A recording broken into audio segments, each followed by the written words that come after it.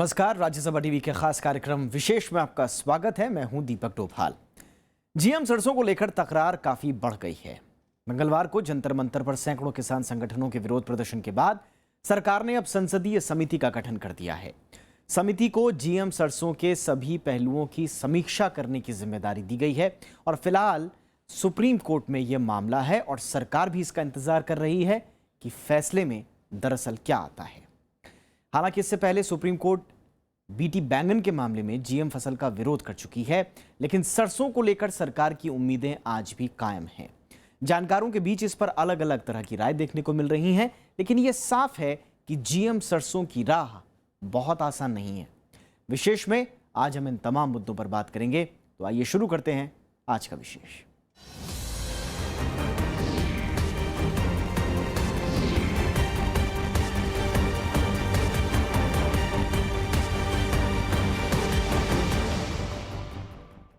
Gene संवर्धित यानी GM सरसों के खिलाफ दिल्ली के जंतर मंतर पर कई किसान संगठनों ने प्रदर्शन किया। संगठनों का आरोप है कि सरकार अमेरिकी कंपनियों के दबाव में सरसों की खास किस्म की खेती को मंजूरी देने की कोशिश में है और इन संगठनों को कई सियासी दलों का भी साथ मिला। हालांकि मामला फिलहाल सुप्रीम कोर्ट में लंबित है, लिहाजा सरकार और प्रदर्शनकारी दोनों की निगाहें सुप्रीम कोर्ट की अगली सुनवाई पर टिकी हुई हैं।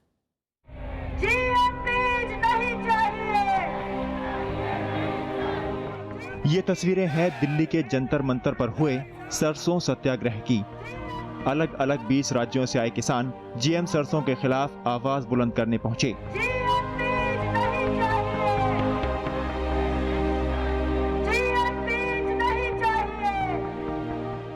सरसों उपजाने वाले किसानों को कई संगठनों का भी साथ मिला। पर्यावरणविदों का मानना है कि जीएम सरसों से स्वास्थ्य को होने वाले नुकसान को नजरअंदाज किया जा रहा है। किस आधार पे कहा जा रहा है कि इसमें उत्पादकता बढ़ेगी, वो आधार हम देखना चाहते हैं। जनता के सामने पेश कीजिए, राज्य सरकारों के सामने पेश कीजिए। आज बीजेपी के राज्य सरकारें भी इसको ना कह रहे हैं, तो इतनी मजबूरी क्या है इस केंद्र सरकार के ऊपर कि वो इसको आगे बढ़ा रही है। बहुराष्ट्रीय कंपनियों के दबाव में आकर और हमारा जो बीज का एकाधिकार है उसको छीनने की कोशिश की गई, तो किसान लोग चुप नहीं रहेंगे। इन संगठनों को राजनीतिक दलों का भी साथ मिला है। कांग्रेस, वाम दल, आम आदमी पार्टी, डीएमके और स्वराज पार्टी के नेताओं ने सरकार की मंशा पर सवाल उठाए। यही नहीं, राष्ट्रीय स्वयंसेवक संघ से जुड़े भारतीय किसान संघ ने भी जीएम सरसों की मुखालफत की है। सभी संगठनों का मानना है कि सरकार बड़ी कंपनियों के दबाव में इसे मंजूरी देने की फिराक में है। ये सरकार किसकी है? ये सरकार किसकी प्रतिनिधि है? ये सरकार किसकी आवाज सुनना चाहती है? क्या यहाँ पे जो हजार गांवों से आए किसानों की ये सरकार है, या अमेरिका और कनाडा में बड़े बड़े कंपनियों की ये सरकार है? सरकार को जवाब देना पड़ेगा।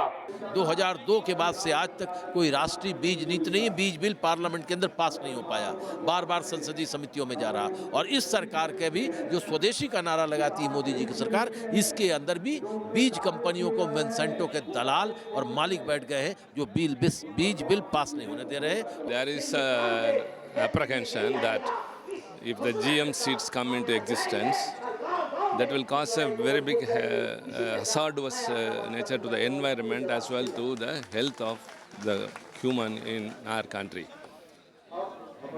The defense which they are presenting is that it will yield more, but it is not so. There are so many other ways. Whereas the GM mustard will kill the agriculture depending on their own. जल्दबाजी में ये फसलें लाने की जरूरत क्या है? जब बीटी ब्रिंजल के समय जिन लोगों ने विरोध किया था वो सभी लोग आज फिर से विरोध कर रहे हैं, और जो प्रक्रिया बीटी ब्रिंजल के समय अपनाई गई थी वही प्रक्रिया जीएम सरसों के लिए भी अपनाई जानी चाहिए। जीएम सरसों के फील्ड ट्रायल हो चुके हैं और इसे आखिरी मंजूरी मिलनी बाकी है, लेकिन इस बीच सुप्रीम कोर्ट में याचिका दायर होने के बाद सरकार पर दबाव भी बढ़ता दिख रहा है। केंद्र सरकार ने साफ किया है कि जब तक कोर्ट का फैसला नहीं आता तब तक जीएम सरसों पर कोई भी कदम नहीं उठाया जाएगा। इससे पहले इस मामले में पर्यावरण मंत्रालय की जेनेटिक इंजीनियरिंग अप्रूवल कमेटी ने 5 सितंबर को इस तकनीक को हरी झंडी दे दी। कमेटी की रिपोर्ट पर भी काफी विवाद हुआ और कहा गया कि प्रयोगों से जुड़े सारे तथ्य सामने नहीं रखे गए। इसी के बाद मामला सुप्रीम कोर्ट पहुंचा। इस तकनीकी से, क्योंकि कंटेमिनेशन हो जाता, पराग एक पौधे से दूसरे पौधे पे जाता तो उनके गुण दूसरे पौधे में चले जाते हैं। कंटेमिनेशन के बाद वो हमारी प्योरिटी हमारे बीज की ख़त्म हो जाती है। और ये साइंटिफिकली प्रूव हो गया है कि ये जो प्राकृतिक ने जो बीज दिया है वो मौसम और वातावरण के अनुकूल दिया। अगर उसके साथ छेड़खानी की जाएगी तो निश्चित तौर पे उसका लाभ की बजाय नुकसान होने वाला है। GEAC की रिपोर्ट के बाद सरकार ने आम लोगों से टिप्पणी मांगी थी। पर्यावरण मंत्रालय के पास कुल 759 कमेंट्स आए, जिनको GEAC की उप समिति के पास अध्ययन के लिए भेज दिया गया है। अगर इसके बाद मंत्रालय GM सरसों को हरी झंडी देता है तो इसे लागू करने या ना करने का सारा मामला सुप्रीम कोर्ट के फैसले पर निर्भर करेगा।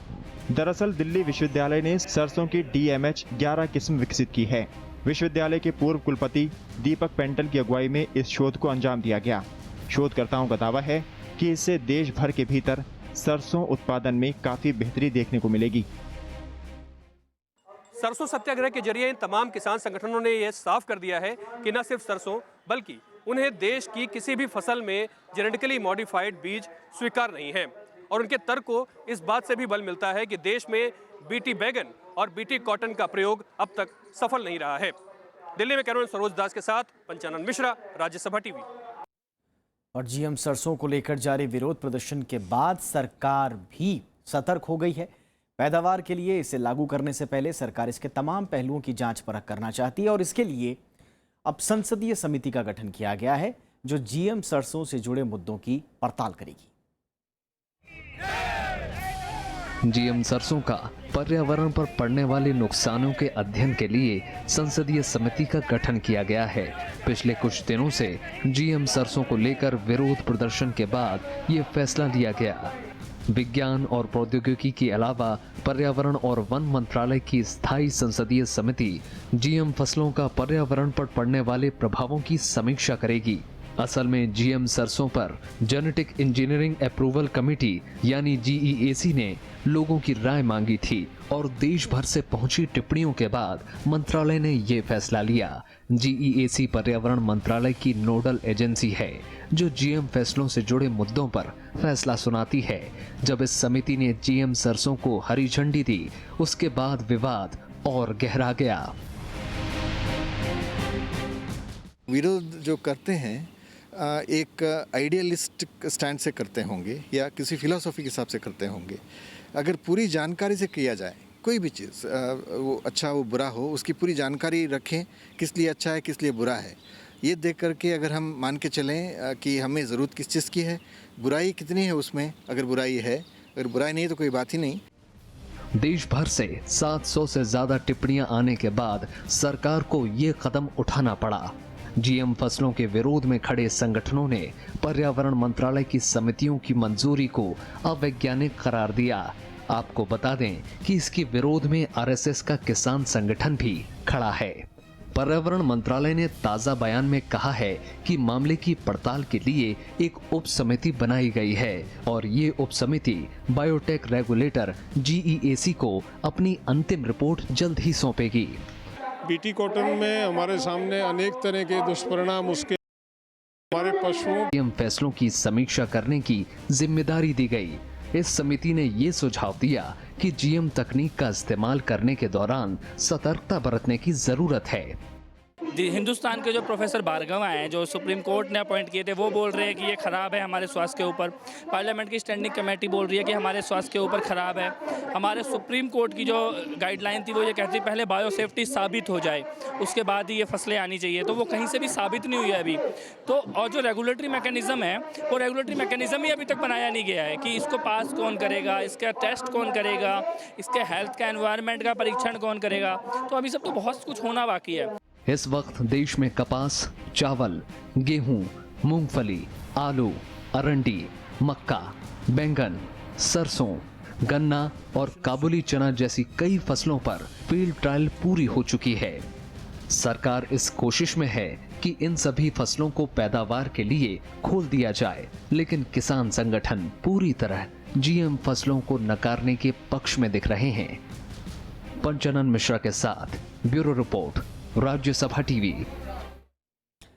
वैसे जीएम सरसों की जब से खोज हुई है उसी वक्त से इस पर तकरार भी जारी है। शोधकर्ता जहां एक तरफ इसे सरसों उत्पादन बढ़ाने में अहम मान रहे हैं, वहीं दूसरी तरफ पर्यावरणविदों का एक तबका इसे स्वास्थ्य और किसानों की पारंपरिक खेती के लिहाज से खतरनाक मान रहा है। आइए देखते हैं क्यों है जीएम सरसों पर तकरार।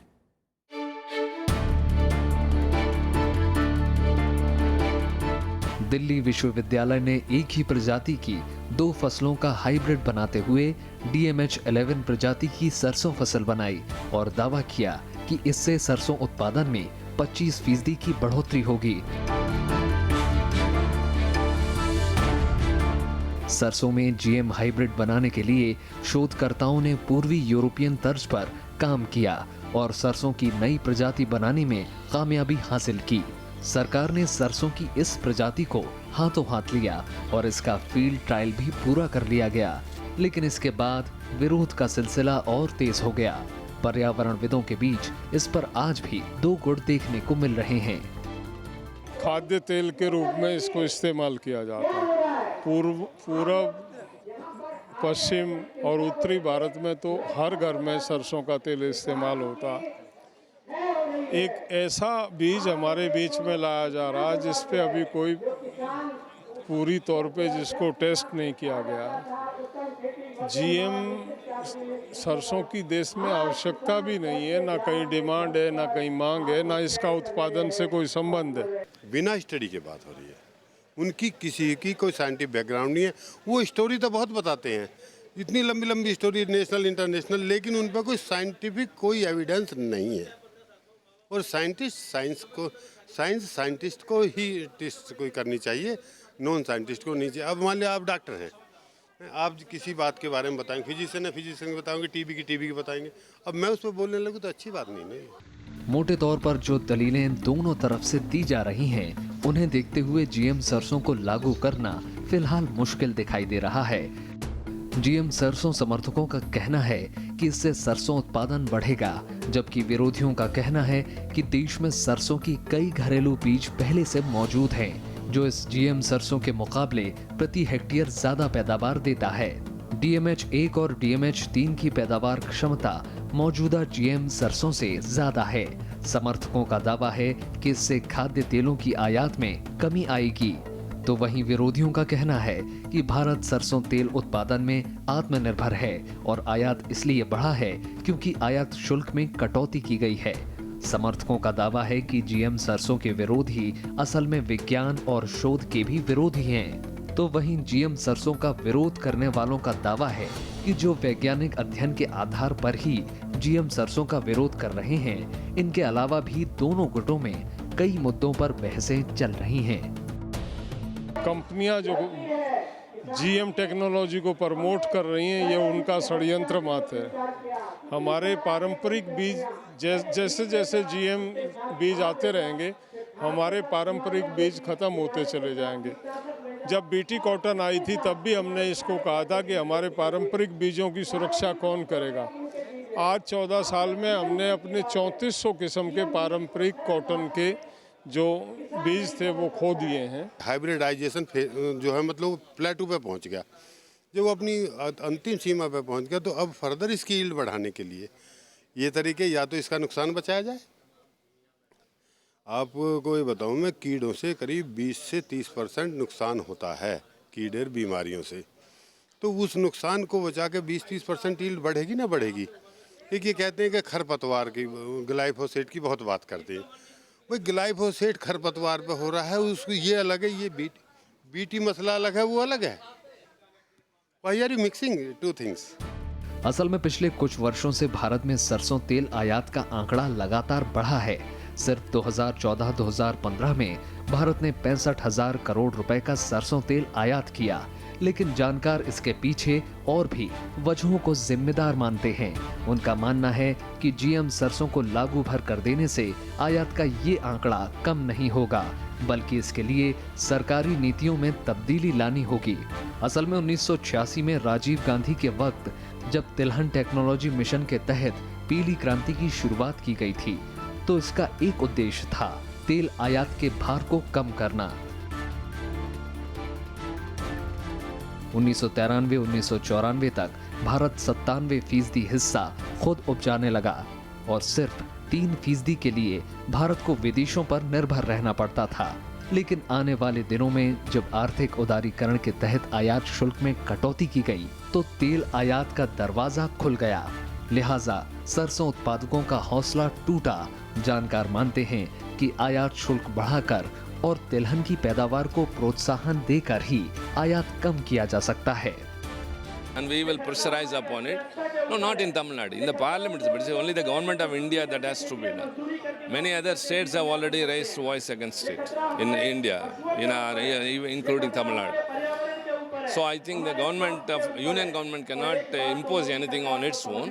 And moreover, even if it attempts, I think we would exercise our influence on it. किसानों का मानना है कि सरसों के लिए न्यूनतम समर्थन मूल्य की दर उचित नहीं है और कमरतोड़ मेहनत के बावजूद किसानों को मुनाफा नहीं हो पाता।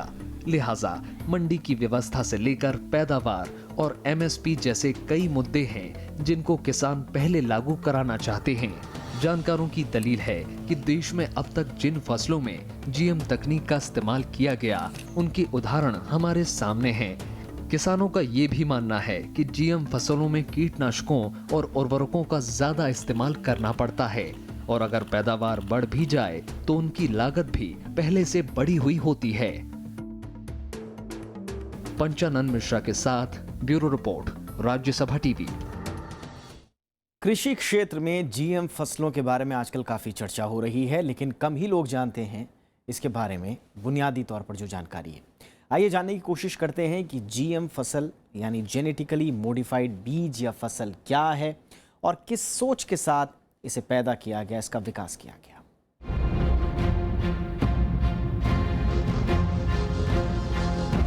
दुनिया में हर जीवित चीज का डीएनए होता है। ये डीएनए मिलकर जेनेटिक्स की इकाई यानी जीन बनाते हैं। जीन यानी इंसान, जीव जंतु या पेड़ पौधों के विकास का केंद्र। जब से जीन के विकास और उसकी मौजूदगी का पता वैज्ञानिकों को लगा है, तब से ही इस पर शोध चल रहे हैं। वैज्ञानिकों ने जेनेटिक इंजीनियरिंग के तहत इसके लिए कई तरह के प्रयोग किए। बुनियादी तौर पर प्रकृति जीनों में बदलाव को प्राकृतिक तौर पर अंजाम देती है, लेकिन ये प्रक्रिया काफी धीमी होती है। लेकिन आज जेनेटिक इंजीनियरिंग की मदद से जीनों को एक प्रजाति से दूसरी प्रजाति में कृत्रिम तौर पर डाला जा रहा है। फसलों या बीजों की ऐसी ही प्रजाति को जीएम फसल यानी जेनेटिकली मॉडिफाइड फसल कहा जाता है। बड़ा शोर हुआ, बीटी कॉटन आ जाएगा, उत्पादन बढ़ जाएगा, किसानों के घर में खुशहाली आ जाएगी, एक एक एकड़ में 200 क्विंटल आ जाएगा। क्या क्या नहीं कहा गया, सब कुछ कहा गया। और क्या हुआ? कर्नाटक से चला हुआ वो आंदोलन और कर्नाटक में प्रयोग किया हुआ बीटी कॉटन और आंध्रा के अंदर और तेलंगाना में प्रतियोगिता में लाया गया वो बीटी कॉटन, आज किसान उससे तबाह हो गए। आपने बीते सालों में बीटी कॉटन, बीटी बैंगन और बीटी आलू का नाम सुना ही होगा। देश में इनके इस्तेमाल को लेकर काफी बहस भी चल रही है। जीएम फसलों के पक्ष और विपक्ष दोनों में ठोस तर्क हैं। जीएम फसलें विकसित करने के पीछे सबसे बड़ा तर्क उत्पादकता का दिया गया। वैज्ञानिकों का दावा है कि कृत्रिम तौर पर विकसित बीज और फसल ज्यादा उत्पादक होते हैं। इनमें सड़ने या कीड़ा लगने का खतरा नहीं होता और ये तमाम रसायनों के खिलाफ प्रतिरोधी होते हैं। कुछ साल पहले दिल्ली के पूसा के वैज्ञानिकों ने रामदाने का जीन निकालकर आलू में डाल दिया, जिससे आलू में प्रोटीन की मात्रा बढ़ गई। इसी तरह सोयाबीन की ऐसी किस्म तैयार की जिस पर खरपतवार नाशकों का कोई असर नहीं पड़ता। इसी तरह मक्का में भी ऐसी जीएम फसल तैयार की गई जिसमें कीड़ा नहीं लगता। कुल मिलाकर जीएम फसलों के पक्ष में दलील देने वाले लोगों का मानना है कि ये फसल ज्यादा उत्पादक और नुकसान रहित है, जिससे देश खाद्यान्न और दूसरे उत्पादन में आत्मनिर्भर बन सकता है। वैज्ञानिक कई और फसलों को भी जेनेटिकली मॉडिफाई करने की कोशिश कर रहे हैं।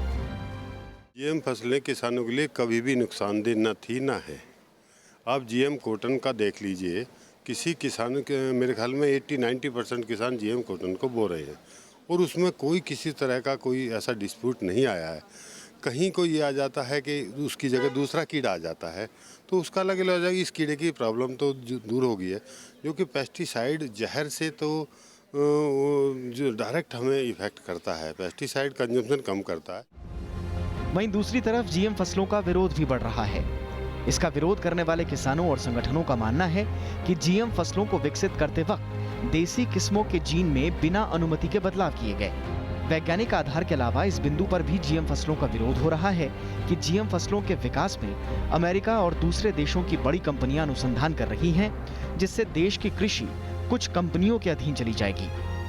फिलहाल भारतीय कृषि क्षेत्र बीजों के मामले में लगभग स्वतंत्र है और बड़ी संख्या में किसान अपनी पिछली फसल के ही बीज इस्तेमाल करते हैं। लेकिन जीएम बीजों के लिए किसान को नए सिरे से बीजों की खरीद और फिर खेती करनी पड़ती है। ऐसे में नुकसान होने पर किसान कहीं का नहीं रह पाता। जानकारों का मानना है कि जीएम कृत्रिम बीज में बालवर्म नाम का एक जीवाणु होता है। जानकार मानते हैं कि बालवर्म सेहत के लिए खतरनाक है और यह खतरनाक एलर्जी भी कर सकता है। कई रिपोर्ट्स बताती हैं कि साल 2002 में देश में 55,000 किसानों ने आत्महत्या कर ली। इनमें से ज्यादातर किसानों ने जीएम कपास उगाई थी। फसल रोपने के 4 महीने बाद कपास का बढ़ना बंद हो गया और पत्तियां भी झड़ने लगी। इसके अलावा आंध्र प्रदेश में भी 80% कपास की फसल बर्बाद हो गई थी। हालांकि इस मामले में कुछ जानकारों का यह भी मानना है कि सही परीक्षण, पर्यावरण, सेहत और खेती पर पड़ने वाले प्रभावों की जांच के बाद ही जीएम फसलों का इस्तेमाल होना चाहिए। पंचानन मिश्रा के साथ ब्यूरो रिपोर्ट, राज्यसभा टीवी। संयुक्त राष्ट्र के मुताबिक 2050 तक दुनिया की आबादी को भरपेट खाना खिलाने के लिए आज से 70% ज्यादा खाद्यान्न उत्पादन की जरूरत होगी। और यही वजह है कि दुनिया भर में खाद्यान्न उत्पादन के लिए नए नए प्रयोग हुए। जीन संवर्धित फसलों का उत्पादन इसी सोच के साथ हुआ। आइए जाते जाते आपको छोड़ जाते हैं जीएम तकनीक के इतिहास के साथ। नमस्कार। 18वीं शताब्दी में आनुवंशिकता के जन्मदाता ग्रेगर जोहन मेंडल के महान काम के बाद कई साल तक आनुवंशिकता पर ज्यादा बड़ा काम नहीं हुआ। मेंडल ने 1856 से 1863 के बीच जेनेटिक इंजीनियरिंग की वो नींव रखी जो आज तक मानव जाति के काम आ रही है। इसके कई सालों बाद यानी 1954 में वॉटसन और क्रिक ने जब डीएनए की खोज की तो जेनेटिक इंजीनियरिंग को एक नई और ऐतिहासिक दिशा मिली। डीएनए के सिद्धांत ने कई प्राकृतिक रहस्यों को खोला और इंसान को कृत्रिम तौर पर प्राकृतिक प्रयोग करने की प्रेरणा दी। इसी कड़ी में आगे जेनेटिकली मॉडिफाइड फसलों की बारी आई। 1970 के दशक में अमेरिकी कंपनी मॉन्सेंटो ने इस ओर बड़ा कदम उठाया। कंपनी ने केमिस्ट जॉन फ्रांस ग्लाइफोसेट को एक शाक के तौर पर दोबारा विकसित करने की जिम्मेदारी दी। जॉन फ्रांस का प्रयोग सफल रहा और मॉन्सेंटो ने जल्द ही राउंडअप नाम से अपना उत्पाद किसानों के बीच मशहूर कर दिया। बाद में कंपनी राउंडअप रेडी बीजों की सबसे बड़ी उत्पादक बन गई। दरअसल राउंडअप रेडी बीज किसानों को एक ऐसी फसल देता है जिस पर खरपतवार नष्ट करने के लिए ग्लाइफोसेट का छिड़काव किया जा सकता है और प्रतिरोधी फसल को कोई नुकसान नहीं पहुंचता। तो जीएम क्रॉप वो है जिसमें एक जीन या 2 जीन्स या कुछ जीन्स जो उसकी पूरी स्पीशीज से नहीं, किसी और स्पीशीज से, किसी और जीवाणु से, किसी और लिविंग ऑर्गेनिज्म से, किसी भी छोटा हो, बड़ा हो या सूक्ष्म जीव हो, कोई भी हो, उनका एक जीन इसमें होगा और ये नेचुरली उस स्पीशीज में नहीं पाया गया होगा। इसी दौरान 1972-73 में अमेरिकी बायोकेमिस्ट हर्बर्ट बोयर और स्टैनले कोहेन ने एक जीव के डीएनए को कई जगह काटकर दूसरे जीव के डीएनए के टुकड़ों से मिलाने की तकनीक विकसित कर ली। लेकिन इसी के साथ जीवों पर होने वाले नुकसान पर भी बहस शुरू हुई। 1976 में बायोटेक्नोलॉजी का व्यवसायीकरण शुरू हुआ और मेडिकल, खाद्य और रासायनिक कारणों के लिए एक जीव के जीन दूसरे जीव के जीन से मिलाने का चलन भी शुरू हो गया। क्योंकि उनके पास सब्जी खाने की या उतना सुविधा नहीं होती या उतना आमदनी नहीं होती, वो सुविधा रोज़ खाते नहीं होंगे, तो उसमें अगर चावल जब खाते ही हैं, उस चावल में अपने आप अगर ये विटामिन ए बनने वाली शक्ति हो, बीटा कैरोटीन जिसको बोलते हैं, वो अगर हो तो उनको अलग सब्जी खाने की ज़रूरत नहीं है, तो अपने आप कमी दूर हो जाएगी। तो इस तरह का मकसद है जीएम क्रॉप्स में, जो आम तौर से नहीं हो सकेगा, उसको हम किसी और दूसरे, जैसे मक्के से उसमें धान में ट्रांसफ़र कर दिए, तो वो जब वो ट्रांसफ़र हो जाता है तो धान में वो विटामिन ए आ जाएगा, तो उससे जो सिर्फ चावल खाने से ही जो सब्जी नहीं खाई है वो कमी दूर हो जाती है। 1982 में अमेरिकी सुप्रीम कोर्ट ने अहम फैसला देते हुए कहा कि जीएम जीव पेटेंट किए जा सकते हैं। इसके बाद कई कंपनियों ने इसका इस्तेमाल शुरू कर दिया। 1988 में वैज्ञानिकों ने सोयाबीन के जीन में बदलाव कर उसे ग्लाइफोसेट रोधी सोयाबीन में तब्दील कर दिया। ये किसानों में काफी लोकप्रिय हुआ और धीरे धीरे आलू, कपास, चावल, चीनी, गन्ना और टमाटर में यही प्रयोग हुए। कुछ रिपोर्ट्स ये भी बताती हैं कि पहला जीन संवर्धित पौधा 1982 में पैदा किया गया और ये पौधा एक प्रतिजैविक प्रतिरोधक तंबाकू पौधा था। 1994 में अमेरिका में ऐसा जीन संवर्धित टमाटर बाजार में आया जो काफी समय तक खराब नहीं होता था। साल 2000 में वैज्ञानिकों ने ज्यादा पोषक तत्वों को रखने वाले जीन संवर्धित सुनहरे चावलों का विकास किया। बीटी कॉटन को सन 2002 में कानूनी रूप से मान्यता मिली। भारत में ये पहली जीन संवर्धित व्यावसायिक फसल थी। उस समय माना गया कि कपास की इस नई किस्म से कपास का उत्पादन बढ़ेगा। आज भारत दुनिया में कपास उत्पादन में दूसरे नंबर पर है। इसके अलावा भारत में वक्त वक्त पर बीटी सरसों, बीटी बैंगन, बीटी चावल, बीटी भिंडी, बीटी टमाटरों को कानूनी मान्यता देने के तहत परीक्षण चलते रहते हैं। जीएम फसलों की खेती 1996 में शुरू हुई थी। उस वक्त पूरी दुनिया में 2 बिलियन हेक्टेयर क्षेत्र में इन फसलों को बोया जाता था। शुरुआत में 28 देशों ने जीएम फसलों की खेती की शुरुआत की। हालांकि हाल ही में गैर सरकारी संगठन international service for acquisition of agribiotech applications ने हाल ही में जारी एक रिपोर्ट में कहा कि भारत में ही नहीं बल्कि दुनिया भर में पहली बार जीन संवर्धित फसलों का क्षेत्रफल घटा है। 2015 में बायोटेक बीजों की बुआई कम की गई, जिसका मुख्य कारण उपयोगी वस्तुओं की दरों में भारी कमी बताया गया। 2015 में सिर्फ 179.7 मिलियन हेक्टेयर क्षेत्र में इन फसलों की खेती की गई। फिलहाल अमेरिका में सबसे ज्यादा करीब 71 मिलियन हेक्टेयर क्षेत्र में जीएम फसलों की बुआई हो रही है। इसके बाद ब्राजील, अर्जेंटीना और भारत जैसे देशों का नंबर आता है। पंचानन मिश्रा के साथ ब्यूरो रिपोर्ट, राज्यसभा टीवी।